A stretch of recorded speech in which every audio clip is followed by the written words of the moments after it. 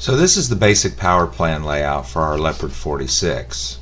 At the heart of our system we have our inverter / charger. It takes the power in from the grid or in from solar and distributes it either to the battery system for storage or back out to the boat's loads, such as the air conditioning or anything that's plugged in AC wise. And to see what the inverter is doing, we have what we call a color control unit, which is basically just a little TV that tells us what the unit is doing, where it's sending the power to, and it allows us to program the unit as well. So let's start off by talking about our storage system. This is where we put our power to store it, and in our case we're using a lithium-ion battery bank. So let's talk about the components of our battery storage system. In our particular setup we're using 4 modules. Each module consists of 2 batteries which are just butted together. Each battery has 12 cells. Each cell is a nominal 3.4 volts per cell, which gives you 40 volts minimum, or 4.2 maximum for 50.4 volts maximum. But more on all that later. Let's talk about the individual components of each battery. Controlling our batteries charging and discharging is what we call a BMS, or battery management system. What it does is it ties one positive lead to the top of each individual cell, controlling the charge and discharge of the battery as a whole unit. Now, coming off the positive side of each individual battery, again 2 in this module, we move over to our combiner, where it takes the positive of both batteries and combines them into one wire, which then goes out to our battery bank. Now in between that are 2 individual 40 amp fuses. That way if there's a problem with one battery in the bank, it'll pop the fuse, isolating it from the rest of the bank, allowing the rest of the batteries to function normally. Now we have our grounds. They go out to our BMSs, which can shut them down, and then they go through a combiner as well and out to the house's bus bar. This is what the batteries look like installed. Like I said, we have 4 modules, 8 batteries. This makes up our bank.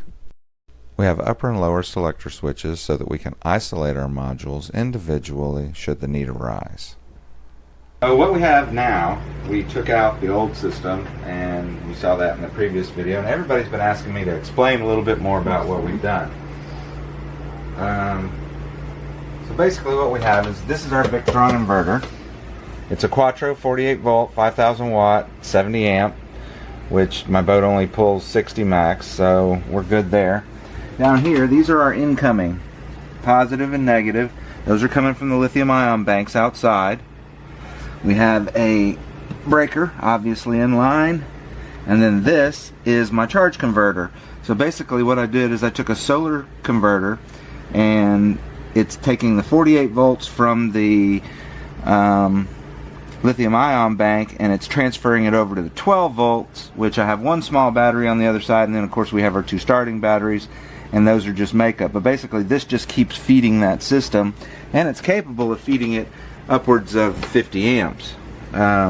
These are distribution blocks, and then of course our fuses for that, and our quick disconnect. So that's about it in a nutshell. Now we've got this guy up here.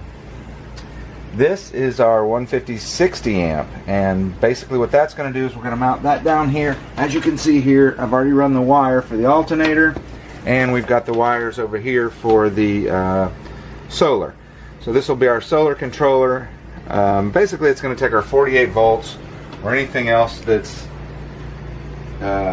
higher voltage to charge our batteries, and that's going to feed our battery bank and help keep it charged when the generator's not running or we're not on shore power. Well, I hope this sheds a little more light on the subject and frees up a lot of the questions you have. But if you have any more, drop us a line down in the comments. Here's a list of what we used,